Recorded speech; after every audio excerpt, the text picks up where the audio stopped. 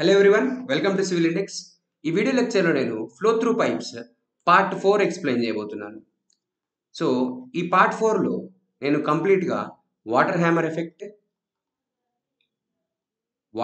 Effect next power ట్రాన్స్మిషన్కి సంబంధించిన previous questions related concepts నేను ఎక్స్ప్లెయిన్ చేయబోతున్నాను. Okay, next question number I think 39 వరకు మనం పార్ట్ 2లో ఫినిష్ చేసాం. పార్ట్ 3లో ఫినిష్ చేసాం. So this is a part 4 and question number 40. The power transmitted through a pipe is given by where H is equal total head at the inlet of the pipe, HF is the head loss due to friction in pipe. So Q is the discharge per second, rho is the mass density. So power అడుగుతున్నాడండి. మనకు power formula వచ్చేసి gamma Q head remained. So head remained అంటే ఎంత head transfer చేశారు అన్నది మనకు కావాలి. So head remained is equal to total head minus head loss. So ఇక్కడ నుంచి మీరు పవర్ ఫార్ములా రాయండి. Power is equal to rho g Q into capital H minus small HF. Okay, capital H minus small HF by 1000. So ఈ 1000 ఎందుకు చేశారంటే kilo వాట్స్లో నుంచి conversion చేయడానికి ఈ 1000 చేశారు. So answer will be D. So ఇది power formula అండి. Power is equal to gamma Q H remained. So గామాని మళ్ళీ రోజీగా రాశాను. సో హెచ్ రిమైండ్ అంటే capital H minus small HF. Next question number 42. The condition for maximum transmission of power through a pipe line is that 1/3 of the available head must be consumed in friction. The corresponding efficiency in pipeline is. So మనకి చాలా famous question అండి. maximum power transmission of pipe అంటే ఏం లేదండి. Like ఇప్పుడు మనము pipe ఫ్లోలో driving force అనేది ఎవరి ద్వారా వస్తుందని నేర్చుకున్నాము, మోటార్ ద్వారా వస్తుంది. సో ఈ మోటార్ ఇచ్చే పవర్, ఆ పంప్ ఇచ్చే పవర్ అనేది కంప్లీట్గా వాటర్ని డ్రైవ్ చేయడానికి యూజ్ అవుతుంది. సో వాటర్ డ్రైవింగ్కి యూజ్ అవుతుంది. ఈ వాటర్ డ్రైవింగ్లో మనకేమవుతుంది అంటే, సో వాటర్ డ్రైవింగ్లో కొంత ఎనర్జీ, కొంత పవర్ అనేది ఏమో డ్యూ టు ఫ్రిక్షన్ లాస్ అవుతుంది అండ్ కొంత పవర్, మిగిలిన పవర్ డ్రైవింగ్కి యూజ్ అవుతుంది. సో సింపుల్గా చెప్పాలంటే వాటర్లో ఎనర్జీ లాస్ అంటున్నాం కదా. ఈ energy loss is nothing but power loss. So మనం ఇచ్చిన మోటార్ యొక్క పవర్ అనేది, ఆ పవర్ అనేది వాటర్ యొక్క ఎనర్జీగా మారిపోయింది. ఈ వాటర్ యొక్క energy while flowing through the pipe ఏమవుతుంది అంటే due to the friction, bends and other minor losses ఎంతో కొంత ఎనర్జీ లాస్ అవుతుంది. అలా ఎనర్జీస్ లాస్ అవ్వగా మిగిలిన మొత్తం కూడా కన్వేయింగ్గా చెప్తాం, అంటే ట్రాన్స్మిషన్గా చెప్తాం. ఎంత పవర్ అనేది ట్రాన్స్మిషన్ అయింది అంటే మనం ఇచ్చిన హెడ్ వచ్చేసి, okay, we design for total head అంటే or given head or given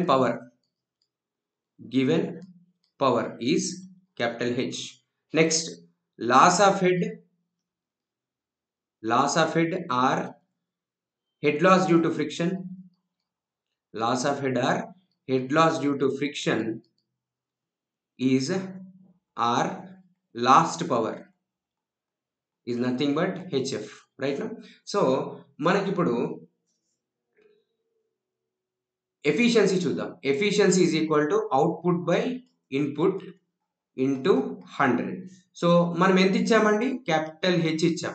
output ఎంత వచ్చింది అంటే capital H minus small HF వచ్చింది ఇంటూ 100. సో తను ఏమంటున్నాడంటే 1/3 of the available head is must be consumed in friction అంటున్నాడు. So 1/3, so H minus H by 3 by H into 100 which is 2h/3 H into 100. So ఫైనల్గా maximum efficiency ఎంత వస్తుంది అంటే 66.67% వస్తుంది. This is very famous question. మీరు ఎంత capacity pump ఉన్న power, ఎంత కెపాసిటీ పంప్ అయినా తీసుకున్నా కూడా ఒక పైప్ మ్యాక్సిమం కన్వే చేయగల పవర్ ఎంత అంటే జస్ట్ 66.67%. డెఫినెట్గా అందులో 33.33% అనేది లాసెస్గా, ఫ్రిక్షనల్ లాసెస్గా కన్సిడర్ చేయబడుతుంది. Okay, next question number 43. A nozzle of diameter D is fitted at the pipe of diameter capital D. So ఇది క్యాపిటల్ D పైప్. ఈ క్యాపిటల్ D పైప్కి ఒక నాజిల్ ఫిట్ చేశారు. ఓకే, సో నాజిల్ ఫిట్ చేశారు. So దీని యొక్క average diameter వచ్చేసి small d. Okay, in terms of coefficient of friction, is asking coefficient of friction is given by. So this is one of the next extraordinary question. చాలా మంచి question అండి అది. So ఒకసారి చూడండి, మనకు ఏమంటున్నాడంటే నాజిల్ డయామీటర్ ఇచ్చాడు అండ్ పైప్ డయామీటర్ ఇచ్చాడు. సో ఇక్కడ నుంచి మనకు అడుగుతున్న థింగ్ ఏంటి అంటే what is the capital D to small d ratio. Capital D to small d ratio ఎంత అని అన్నాడు. మనం ఇప్పుడే నేర్చుకున్నాం. What is the maximum head transferred, maximum head transmitted is nothing but 2h by 3. So whereas head loss is equal to h by 3. So head loss minimum ఎంత ఉంటుంది? h by 3 ఉంటుంది. Maximum head transmission ఎంత ఉంటుందండి? 2h by 3 ఉంటుంది. So అదే విధంగా చూడండి, ఇక్కడ h తో స్టార్ట్ అయింది, ఇక్కడికి వచ్చేసరికి ఎంత ఉంటుంది అంటే 2h by 3 ఉంటుంది. So which is nothing but ఈ పాయింట్ దగ్గర ఉండే kinetic head in the nozzle is v square by 2g. So 2h by 3 which is equal to v2 square by 2g. So ఇది నేను చేస్తాను, 2h by 3 which is equal to v2 square by 2g అని చేయొచ్చు. So hf is equal to capital h by 3, right no. So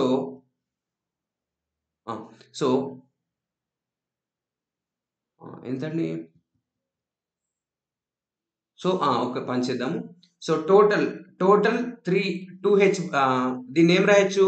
2 into hf అని రాయొచ్చు, which is v2 square by 2g అని రాదు. So మీకు తెలుసు head loss formula hf 4f l q square by 12d power 5 r. మీరు confuse అవుతారు అంటే మళ్ళీ ఇక్కడ రాస్తున్నాను, 2 times of head loss in terms of coefficient of friction. చూడండి, 4fl ఇంటూ v స్క్వేర్ లోనే తీసుకుందాము, 2g క్యాపిటల్ D పైప్ యొక్క diameter is equal to v square అంటే q by a whole square by 2g అని రాద్దాం. ఓకేనా. So ఇక్కడ 2g కి ఇక్కడ 2g అవుట్ అండి. నెక్స్ట్ 2 into 2 అంటే ఇక్కడ 8fl v స్క్వేర్ ని మనం ఏం రాయొచ్చు? మళ్ళీ q by a అని రాయొచ్చు. q by a అంటే pi by 4 d square whole square by capital D. So by d is equal to ఇక్కడ మళ్ళీ ఏం రాయొచ్చు? q square by pi by 4 small d. ఇది నాజిల్ యొక్క డయామీటర్ కాబట్టి స్మాల్ d ఇండికేట్ చేస్తున్నాడు, small d square whole square by 1, right. So ఇక్కడ నుంచి మనం ఏం రాయొచ్చు? 8fl into q square. ఇక్కడ చూడండి, pi by 4 కి pi by 4 అవుట్. సో ఇక్కడ ఏమవుతుంది? d power 4 into capital D which is equal to capital Q square by small d power 4, right no. So ఇక్కడ మళ్ళీ q square cancel, because pipe లోంచి వచ్చిన డిశ్చార్జే nozzle లో కూడా వెళ్తుంది కాబట్టి, రైట్ నో. సో ఇక్కడ నుంచి మళ్ళీ మనం ఏం రాయొచ్చు అంటే క్యాపిటల్ D పవర్ 4 ఇక్కడ రాస్తున్నాడు, capital D power 4 by small d power 4 is equal to 8fl by capital D అని రాయొచ్చు, రైట్ నో. సో ఇక్కడ capital D by small d is equal to 4th root of 8fl by capital D అని రాస్తాం, okay. So మీకు answer, ఈ question కి answer వచ్చేసి option A. Next question number 44. Water hammer is a phenomena which is caused by. So water hammer అనేది ఎందుకు జరుగుతుందో ఒకసారి చూద్దామండి.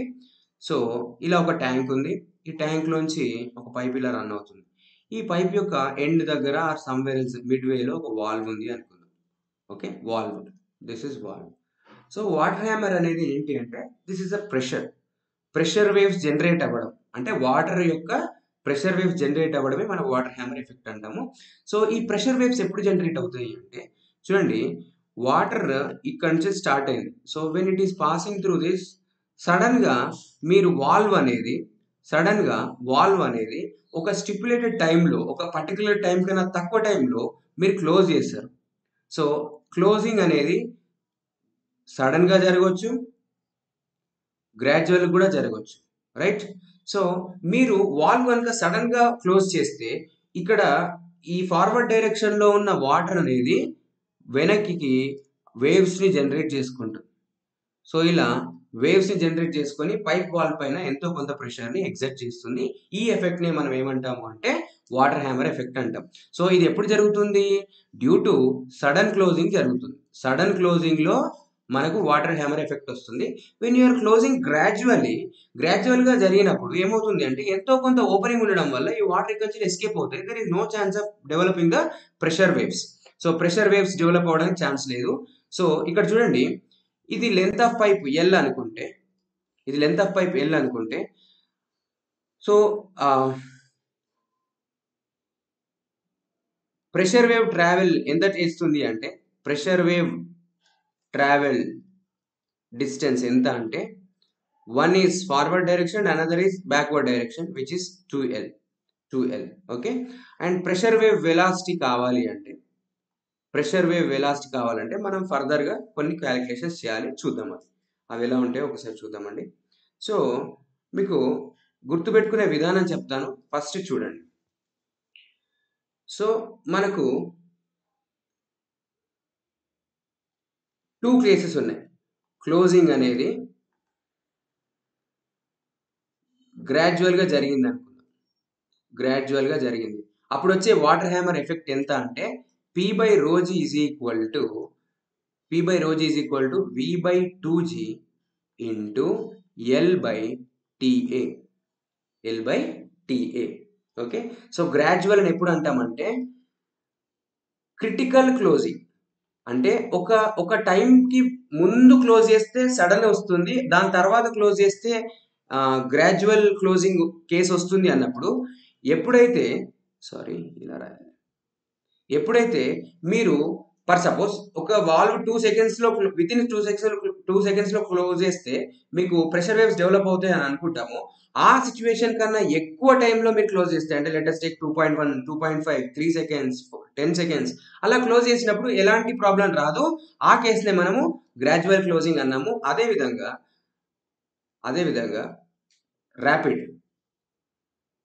Rapid closing or sudden closing కేసుని ఎలా డిఫైన్ చేస్తారంటే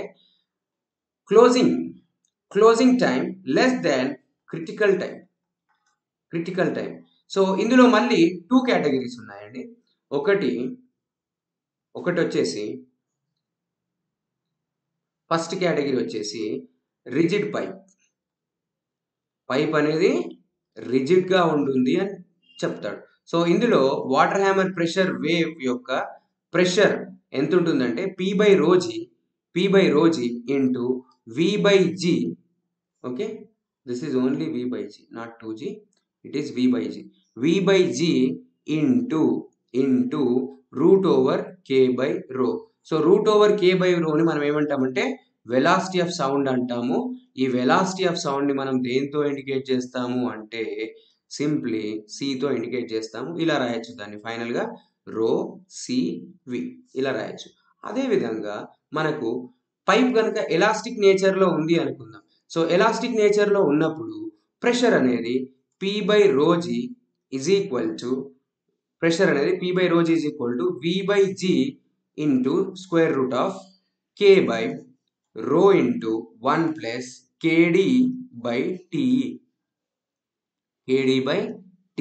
Okay, so E is the elastic modulus, T is the thickness of pipe, D is the diameter of pipe, and K is the bulk modulus. Okay, so these are the things you have to know. So ఇక్కడ చూడండి, elastic pipe అయితే pressure calculation వేరుగా ఉంది, rigid pipe అయితే pressure calculations వేరుగా ఉంది. So మీకు ఇది గుర్తుపెట్టుకునే విధానం చెప్తాను చూడండి. ఏంటి అంటే just wait, I need eraser.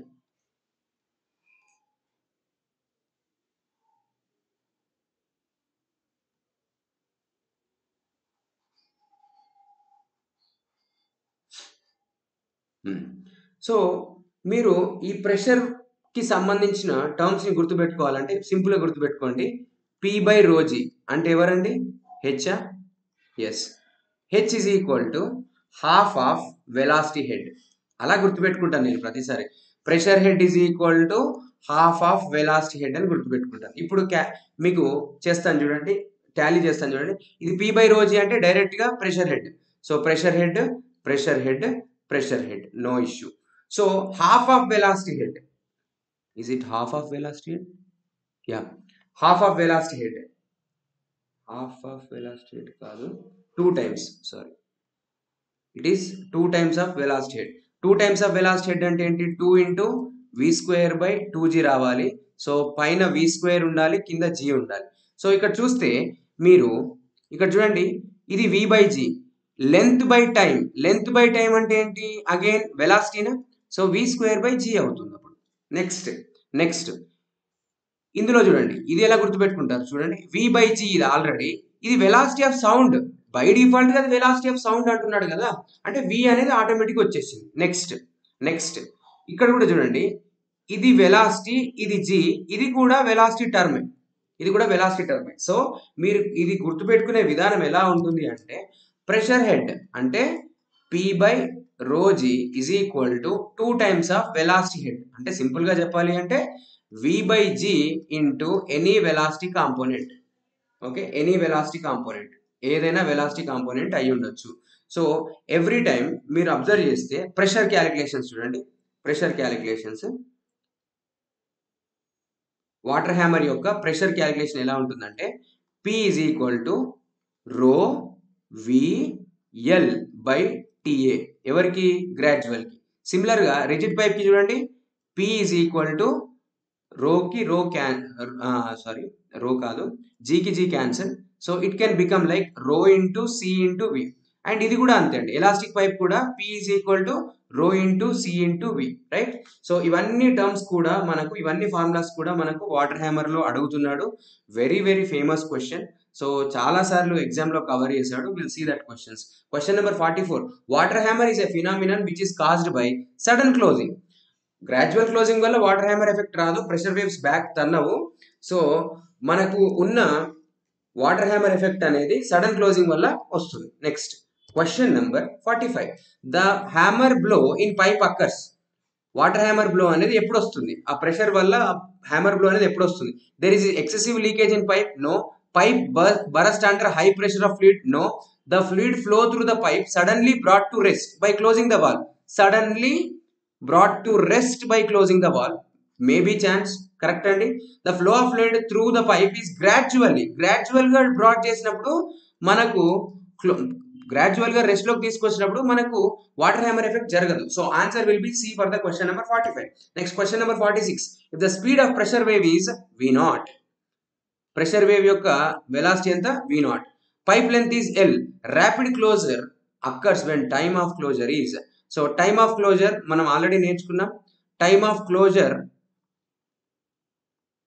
Okay లేదు అంటే సింపుల్ గా చూడండి, pressure wave velocity is equal to l plus l by time. Okay, so which is 2l by TA, whereas pressure wave velocity is v0. So ఇక్కడ నుంచి మనకు TA కావాలి. So 2l by v0. So 2l by v0 is 2l by v0 ఉండాలి. కానీ ఇక్కడ rapid closure అన్నాడు. Rapid closure అన్నప్పుడు T should be less than TC. అవునా? So T should be less than TC. This we call rapid closing. If T greater than TC ఉందనుకోండి, ఈ కేసుని మనం ఏమంటాము? గ్రాడ్యువల్ క్లోజింగ్ అంటాము. So it should be less than 2l by v0. It should be less than 2l by v0. So 46 వచ్చేసి answer A. Next question number 47. The pressure rise due to water hammer when valve is close gradually is equal to. So gradual గా close చేసినప్పుడు మనకున్న formula p by rho g ఈజ్ equal to v by g ఇంటూ l by TA కదా. So g cancel. So p is equal to rho VL by TA. Rho VL by TA. So answer will be A for this. Okay. Next question number 48. 48. Correct? Yeah, 48. For a pipe flow with liquid of density rho and velocity of sound c, in the liquid the velocity changes by delta v. ఎంత change అయిందండి? Delta v change ఉంది. Change in the pressure is. So suddenly అన్నాడు కాబట్టి p by rho g is equal to v by g root over k by rho. So ఇక్కడ g g cancel, p is equal to rho into v into ఈ total term ని మనం ఏం రాయొచ్చు? c గా replace చేయొచ్చు. This is c. సో ఇక్కడ velocity change అనేది డైరెక్ట్ గా డెల్టా వి అని ఇచ్చాడు కాబట్టి rho delta V CC answer will be A for the question. Next question number 49. With respect to water hammer analysis, fluid friction is neglected, fluid and pipe are perfectly elastic, both of this, none of this. So మనం చూసిన అన్ని ఫార్ములాల్లో ఎక్కడైనా friction term వచ్చిందా ఒక్కసారి consider చేయండి. Friction term అంటే small F కానీ ఆర్ఎల్స్ ఇంకేదైనా మన ఫ్రిక్షన్ రిలేటెడ్ ఏదైనా వచ్చిందా చూద్దాం. మీకు ఇవి రావాలండి. ఇదేంటి? రిజిడ్. ఇదేంటి? ఎలాస్టిక్ లో ఈ ఫార్ములా ఉండాలి. చూడండి నేను రాస్తున్నాను. k by 1 plus density into kd by tea.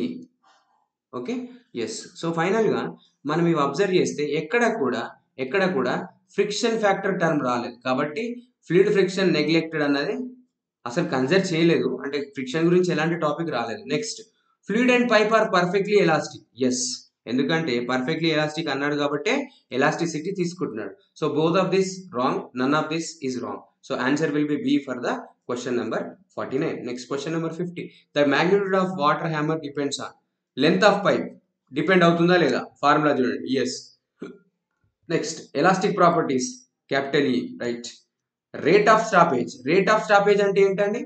Sudden closing, gradual closing అని, రైట్. వీటిపైన కూడా ఫార్ములాలు మారిపోతున్నాయి కదా. సడన్ క్లోజింగ్ అయితే ఒక ఫార్ములా, గ్రాడ్యువల్ క్లోజింగ్ అయితే ఒక ఫార్ములా. అదేవిధంగా ఎలాస్టిక్ ప్రాపర్టీ అయిన ఈ పైన కూడా వాళ్ళు డిపెండ్ అయ్యారు. అదేవిధంగా మనకు నెక్స్ట్ లెంత్ ఆఫ్ పైప్ మీద డిపెండ్ అయ్యారు కాబట్టి అన్నిటిపైన డిపెండ్ అవుతుంది. Answer will be D for this question 50. Okay, right. With this we completed part 4. So next part 5 లో నేను siphon pipe series and parallel arrangement గురించి ఎక్స్ప్లెయిన్ చేస్తాను. ఓకే, సో మీకు మా కంటెంట్ నచ్చితే లైక్ చేయండి, మీ ఫ్రెండ్స్తో షేర్ చేయండి. Civil and mechanical, civil engineering Telugu స్టూడెంట్స్కి షేర్ చేయండి. అండ్ మీరు ఛానల్ కొత్తగా వస్తే సబ్స్క్రైబ్ చేసుకోండి. Thank you for watching. Have a nice day.